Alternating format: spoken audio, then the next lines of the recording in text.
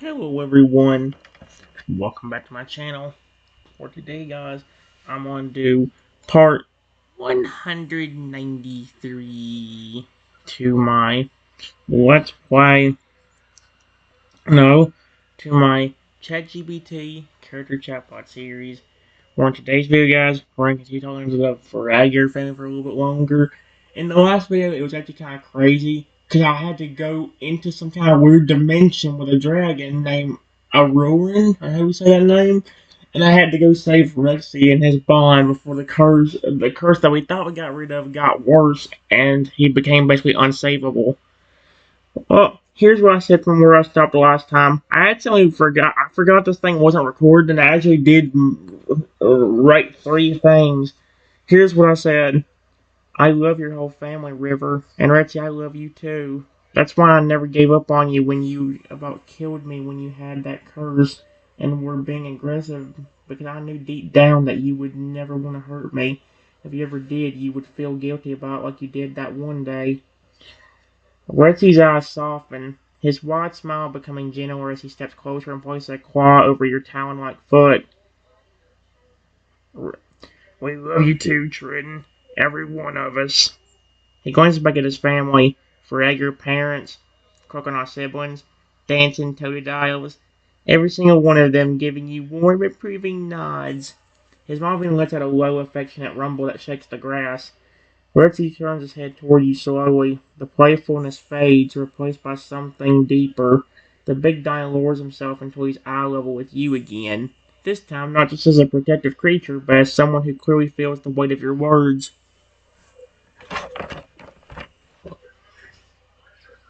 Just to make sure you guys can hear me. I did almost kill you. His voice is quiet. I remember it too well. That day, I saw the pain in your eyes when I lost control. It haunts me. It still does. He closes his eyes, jaw trembling for a second. But you didn't scream. You didn't run. You didn't hate me. You still reached out, even when I deserved nothing. He opened his eyes, a tear threatening to roll down from the corner. You're the reason I came back, Trenton. Not just now, that day too. Without you, there wouldn't be a me left to save. Then, without hesitation, Racy gently presses his massive forehead to yours. It's not just a gesture, it's a promise. I love you too. I will spend the rest of my life proving that your faith in me was never wasted. River watches the moment quietly, his claws held together over his heart. Then the little Toadle sister behind him squeals, Group hug! And chaos breaks loose. A pile of Toadles, a crocodile or two, and even one of the big Faraggers swarm you both in a big loving cuddle pile. Awkward but warm, and full of snorts, laughter, and affection. Even as a raptor, you were wrapped in love, and no curse, no insult, no rock-throwing crowd can take that away from you ever again. You're home, no matter what form you're in.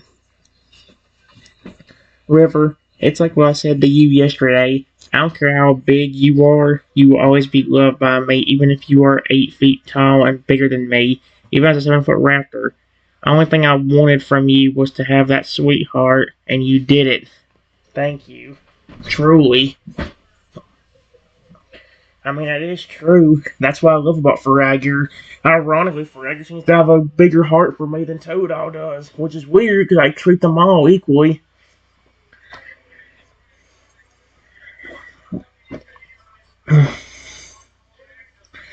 River's eyes glisten as your words sink in. He stares at you for a long, quiet moment, his chest gently rising and falling, before finally stepping closer. I remembered that, he says softly, when I felt that pain after protecting you, and I started to change. Those words you said yesterday were the first thing that came back to me. He puts a gentle clawed hand over your chest. You told me it didn't matter how big I got, as long as I kept my heart the same. You still love me. He sniffs, trying to keep a proud smile even as his voice wavers. Nobody ever said that to me before. Not when I evolved. Not when I ran away. Only you. Then, very gently, River leans in, rests his head against your side, his crisp brushing your scaled shoulder. So thank you, Triton, for believing in me, for loving me, and for showing me that I'm not just some ugly monster. I'm someone worth loving. I won't forget it. Not ever. Behind him, his forever dad rumbles approvingly. Even his older Colonel brother gives a respectful nod, muttering, "Took guts to stand by him when no one else did. You're one of us now." Bertie watches all of it silently for a moment before stepping closer and placing one of his massive claws on your shoulder, the corner of his mouth curved up into a proud, soft grin.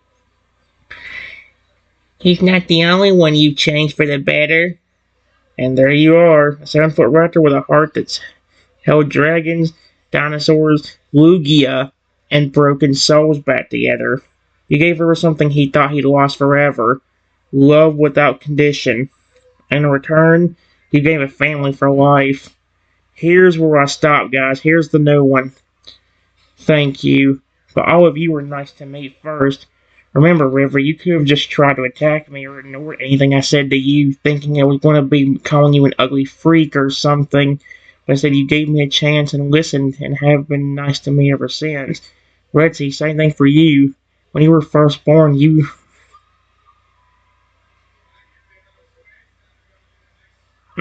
could have thought that you having a human caretaker was weird and attacked me because of that. Stayed nice and sweet, and you've been with that like that ever since.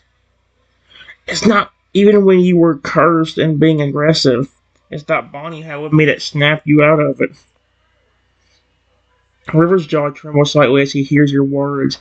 His gaze locks with yours, going softly with that same gentle warmth you've come to know so well. He reaches out, not with strength or power, but with gratitude, and Julian grips your clawed raptor hand. "You're right," he mutters. "Maybe that's what made it different. You gave me a chance, but I gave you one too. We met halfway, and that's why it worked." He steps a little closer, standing tall now at over 8 feet, towering even over your 7-foot raptor form, still looking at you with nothing but affection. "You didn't force me to trust you. You didn't tell me I had to believe you.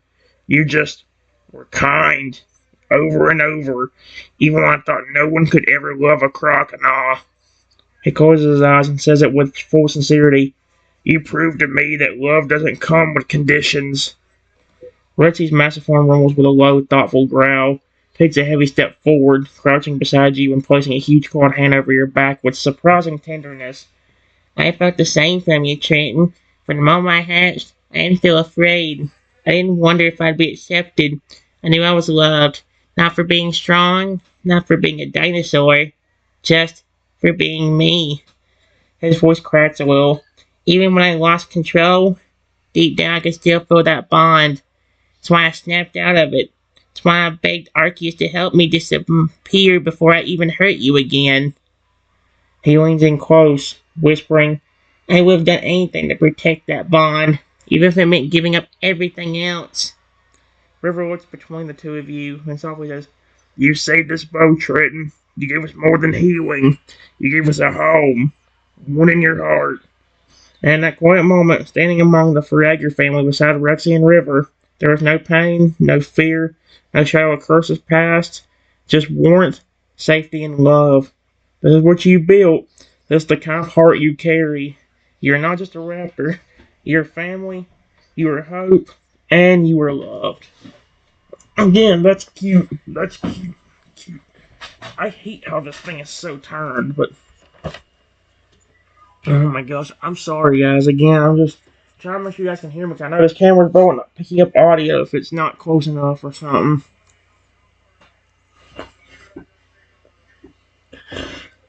Hmm.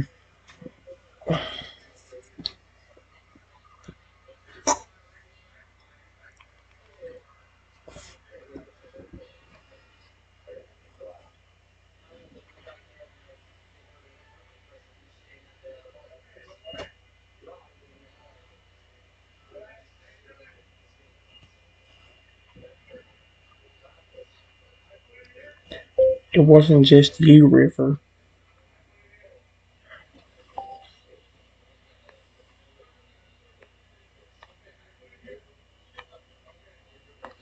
giving me a chance and trusting me. It's the fact that you also talked to your family before I even approached.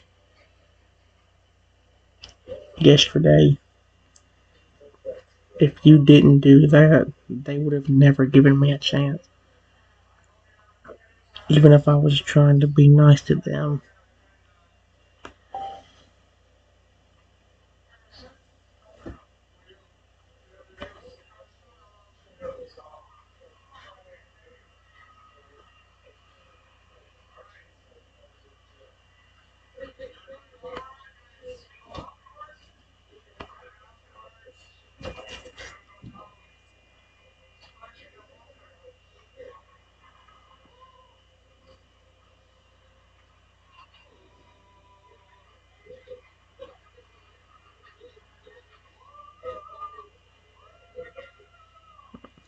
River blinks slowly at your words as your words sink in. Then his lips curl upward into a quiet, heartfelt smile.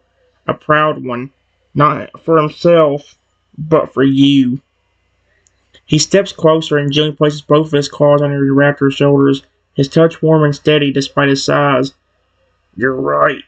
I did talk to them first. I told them about you, about how you found me, helped me, gave me food, and told me I wasn't ugly. His voice softens, filled with emotion. But the only reason I could say all of that was because of what you showed me first. He pulls back slightly, still keeping a claw on your shoulder. I didn't go home and tell my family, hey, a stranger walked by. I told them. I told them a friend found me. Someone who didn't laugh or call me names. Someone who gave me kindness when I was hurt. Behind you, Rivers Farag, your father, gives a slow nod. His deep voice rumbles in agreement. He didn't beg us to he didn't beg us to trust you. He just told us the truth. We saw the change in him, the hope in his eyes. His Cronon brother, Braun, was the fur alligator. Oh crap, I did forget. Crossed his arms with a smirk. You're the reason he had the strength to come back at all. You gave him the courage to believe he wasn't alone anymore. That's not something we ignore. Rig is a small, humble laugh, his voice still focused on yours. So yeah, I talked to them first, but I wouldn't have had anything to say if you hadn't spoken to me from the heart. If you hadn't reached out your hand at that window. He leans in gently, forward rushing against yours. You gave me hope, Tridden. That hope carried home with me, and that's part of this whole family. And just like that, you remind that kindness isn't a solo act. It spreads, it grows. From a gesture to a word, to a family of giants now protecting you like one of their own, all because you reached out and he reached back.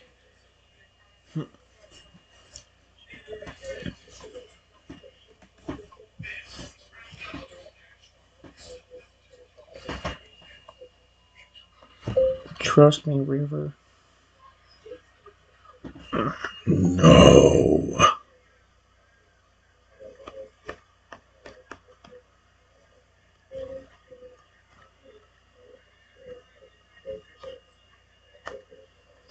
If I could get people to stop calling you ugly,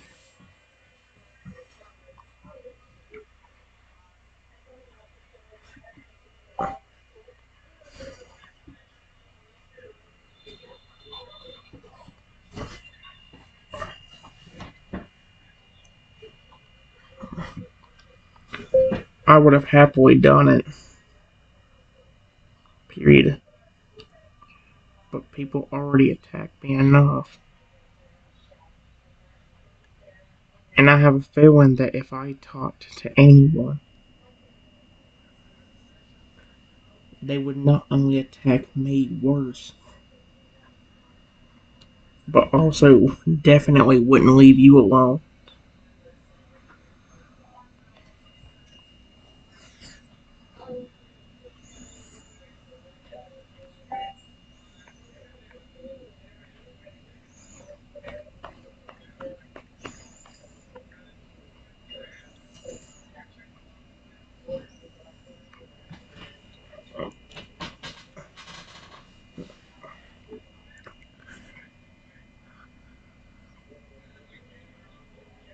If we would have stopped calling Goody back then, I would have happily done it.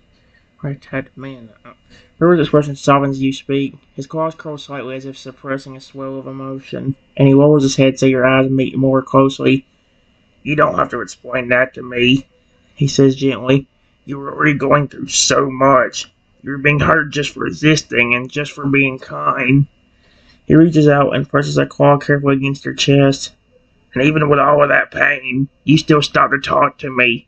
You still smiled at me when I was hiding in that broken window. You still told me I wasn't ugly. A silence passes, heavy but comforting. That's all I needed, Trenton. Behind you, one of River's little toad sisters wobbles forward and tugs lightly on your clawed hand, trying to get your attention. She holds up another tiny flower she picked from the edge of the nearby bush. If you were around back then, she says in a small triple, you wouldn't have needed to yell at anyone. You being nice would have been loud enough for us. River still lets out a shaky laugh, blinking back emotion. She's right. You didn't have to fight them for me. You were fighting with your heart. He kneels slightly beside you, eye level once more despite his towering form. And you know what? If anyone dares to try and hurt you now, or throw another word like Raptor Boy at you, we're not just going to sit around and let it happen. Behind him, his siblings and parents nod firmly, eyes glowing with pride and quiet anger on their behalf. You stood up for me, River says, his voice deep with affection. Now we'll stand for you. Every time. And in that moment you feel it again, not just the safety of the family's protection, but the honor of their love. Not because you fought back, because you never stopped caring, even when you were the one getting hurt. You didn't have to be shout to change lives, you just had to be you.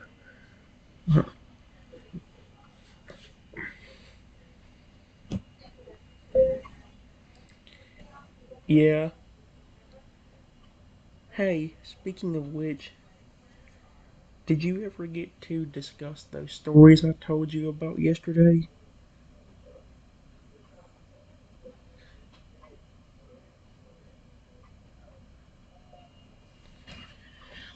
Like the one about when those people kept hurting me when I was a tiny raptor?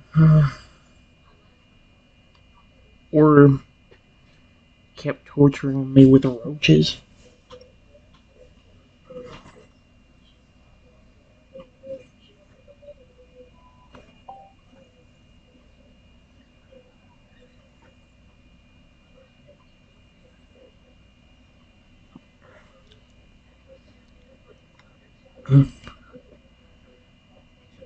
Herbert's expression shifts. Jim eyes turning serious as he lowers his head with a thoughtful nod.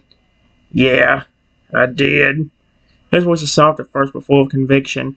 After you fell asleep last night? Wasn't I sat with my family and told them everything you shared with me. The Krona, Braun, that was the fur alligator. Steps forward beside him, arms crossed and brow furrowed with clear anger. We heard all of it. Every detail about how they hurt you when you were stuck in that tiny raptor form. How they mocked you, threw rocks, and even hit you. How they gave you a name like Raptor Boy and treated you like some wild thing to laugh at. Kyle, the older Fragger, that's supposed to be a crocodile, you see what I mean? Elder Fragger clenches his massive claws and snarls under his breath, unless somehow, like the weird, like, magic I did, flipping, like, made one of the crocodiles evolve, and then, like, made Braun devolve into a crocodile. Well, Kyle, the older Fragger clenches his massive claws and snarls under his breath. And those bugs, he growls, holding you near roaches, making one giant just to terrorize you. That isn't just cruelty. That's evil. Talia, the softer spoken Krona. See, that was a female fur alligator, a younger female fur alligator. I remember this, I'm not stupid. Steps toward you gently and places a small bundle of leaves wrapped around a few herbs in your hand. We can't We can't, we can't erase what they did, she says quietly, but we want you to know. We believe you. Every word. River nods again, and this time steps even closer, placing both his claws on your raptor shoulders. They couldn't see your heart, but we can. His voice shakes with passion. The pain you went through, the fear from those roaches, the helplessness you felt, being so small, I made sure they understood it all, because you didn't deserve any of that. He pauses, then adds, and if any of those humans ever show their face again, they're not going to get away with hurting you. Not while we're here. All around you, his family nods in firm, unified agreement. There's no pity in their eyes, only respect and a deep, unwavering loyalty to you. We don't just like you, Trenton. River finishes, his voice lower now, more emotional. We care about you. We protect our own. You're not a guest anymore. You're part of our family now. And this time it's not just words, it's a promise. Well, that was a perfect ending spot. Although I do notice one thing is it seems to be getting mixed up with certain things. Like, because Kyle, for instance, was not a flippin' or not a flippin' alligator. He was a crocodile. And, Bronn, Bronn, he was a fur alligator, like the oldest fur alligator, and the one that was the most protective over the entire family. I mean, maybe not the most protective, but like the one that would guard, one of the ones that would guard the area and make sure everything was okay. So something must have changed in the timeline. That or this thing is getting confused now, which sucks because one of the things I don't want to get confused on is like family members. It did more than those two names, which I kind of thought it didn't because it flipping didn't say them for a long time. But that's all, guys, because finally we got this. So, yeah, that's it. Bye bye. Bye bye.